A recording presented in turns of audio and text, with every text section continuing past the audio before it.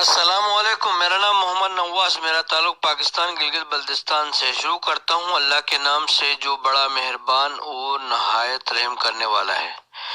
امید رکھتا ہوں کہ آپ سب خیریت کے ساتھ ہوں گے۔ نیا سال 2021 ہمارے سر پہ کھڑا ہے، 4 دن بعد آنے والا ہے۔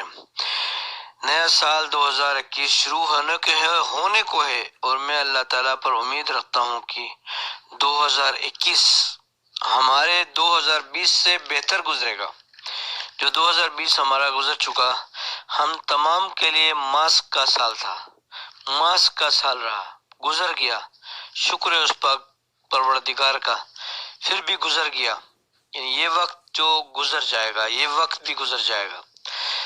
مرد عورت سب کو منہ چھپانا پڑا اور 2021 ویکسین کا سال کہلائے گا۔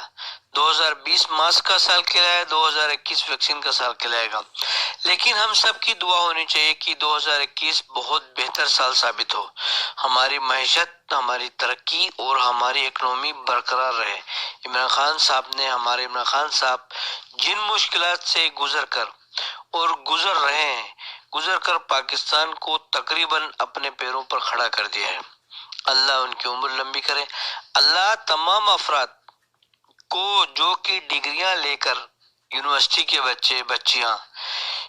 بچیاں ڈگریاں لے کر فارغ کھڑے ہیں اور جو بیچارے ملازمت سے فارغ ہو چکے ہیں، جن کو ملازمت کی تلاش ہے، ان کو اچھی نوکریاں ملے۔ 2021 ہم سب کے لیے مبارک ثابت ہو۔ کاروبار کرنے والوں کو حکومت کی طرف سے کوئی نہ کوئی ایسا پروجیکٹ کا اعلان کر دیں جو کہ ان کو لون ملے، قرضہ دے دیں، لاکھوں کی شکل میں ہو یا کروڑوں کی شکل میں۔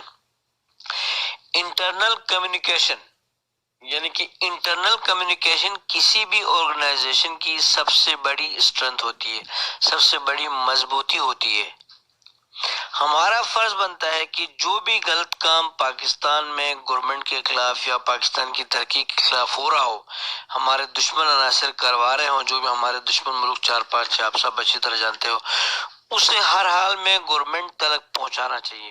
اس پیغام کو آگے پہنچانے میں آپ اگر ہچکچاتے ہیں اور خوف محسوس کرتے ہیں یا سمجھتے ہیں کہ میری یہ بات آگے پہنچانے سے فلانا میرے سے ناراض ہو جائے گا یا اس کا نقصان ہوگا، یہ بالکل آپ غلط کر رہے ہیں۔ آپ سمجھیں کہ ملک کی ترقی کو روکنے میں چور اور لٹیروں کی طرح آپ بھی شامل ہیں۔ جیسے کہ اگر ایک شخص کسی کمپنی میں ملازم لگتا ہے، فرض کریں ایک شخص کسی کمپنی میں ملازم لگ جاتا ہے، نیا لگا ہے، اچھی پوسٹ میں ہے، وہ دیکھتا ہے کہ کمپنی میں کچھ غلطیاں ہو رہی ہیں، اس کو اچھی طرح 100% یقین ہو جاتا ہے کہ اس کمپنی میں غلطیاں ہو رہی ہیں، کچھ چور طبقہ، کچھ لٹیرا طبقہ موجود ہے جو کمپنی کو پتہ نہیں چلا رہا ہے، آہستہ آہستہ اندر سے خالی کر رہا ہے۔ یہ بات اس کو 100% پتہ چلنے کے بعد، دیکھی کرنے کے بعد، اپنے طور پہ اس کو چاہیے کہ اپنے باس کو بتائے، اور یہ نہ سوچے کہ اگر میں اپنے باس کو بتاتا ہوں کہ میرے سینئر جونیئر مجھ سے ناراض ہو جائیں گے۔ وہ یہ نہ سمجھے کہ باس اسے کیا کہے گا، باس کہیں چڑھ تو نہیں جائے گا۔ ہو سکتا ہے کہ جتنا آپ کے کہنے میں آپ کا باس آپ سے ناراض نہ ہوگا، جتنا بعد میں کسی دوسرے ذرائع سے، کسی دوسرے طریقے سے پتہ چلے گا باس کو، یہ بات آپ کو بھی کنفرم تھی، اس وقت زیادہ آپ سے ناراض ہوگا، زیادہ آپ سے خفا ہوگا۔ اس لیے بہتر ہے کہ آپ اپنے سینئر اور جونیئر کی عزت کو برقرار رکھتے ہوئے سچ بولیں، جہاں کہیں بھی اپنا کردار ادا کریں، سچ بولیں اور سچ سے کبھی نہیں ڈریں، کیونکہ روزی دینے والا اللہ تعالیٰ ہی ہے، روزی روکنے والا، زندگی دینے والا، موت و زندگی اور روزی دینے والا۔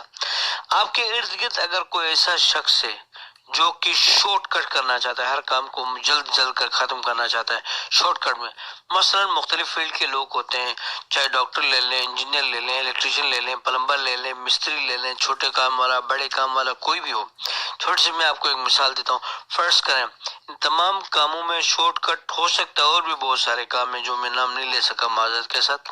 مثلا ایک الیکٹریشین کو آپ کہہ دیتے ہیں کہ یہ کام کرنا ہے، اس نے جلدی میں نئی وائرنگ نہیں لگایا اور اسی جلی ہوئی وائرنگ میں کاٹ پیٹ کر ٹکڑے 4-5 جمع کر کے 4-5 جوڑ لگائے، کہیں اس نے ٹیپ لگایا، کہیں ٹیپ نہیں لگایا، اور کام کر کے وہ نکل گیا اور بولا کہ باس کام ہو گیا سر جی، آپ کا کام کر دیا میں نے، اور وہ نکل گیا اور اس نے باس کو بتا بھی دیا، بہت خوش ہو گیا جی، کام جلدی کیا، لیکن جلدی کرنے کی خوشی ہے، لیکن پتہ نہیں ہے کہ اس شخص نے کام کیسے کیا، بعد کے لیے کتنا خطرناک ہو سکتا ہے اس کا وہ جلدی کرنے والا کام، اس کا کسی کو معلوم ہی نہیں ہے۔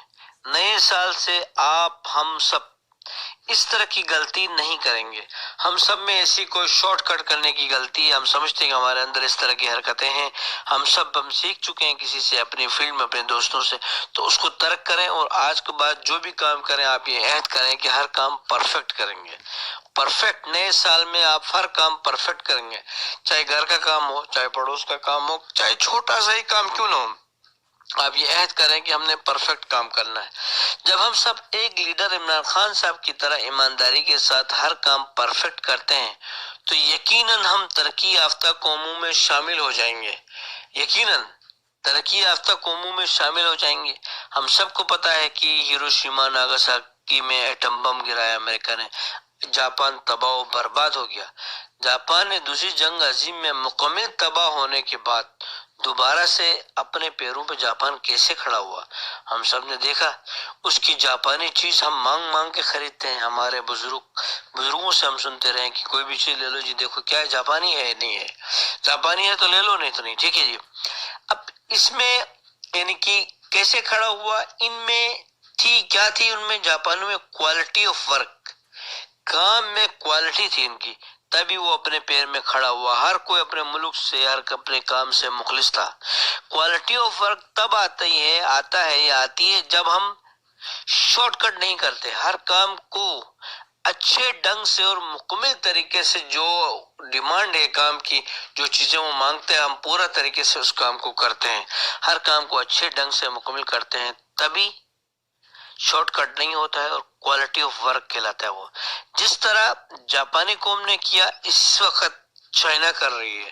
بے شک چائنا کی چیزوں کی 2-3 کوالٹیز ہوتی ہیں، first quality, second quality, third quality, لیکن چائنا جو اچھی کوالٹی دیتا ہے بہت اچھا ہوتا ہے، سیکنڈ تھرڈ کوالٹی وہ بتا کے دیتا ہے کہ یہ صحیح نہیں، ٹھیک ہے جی۔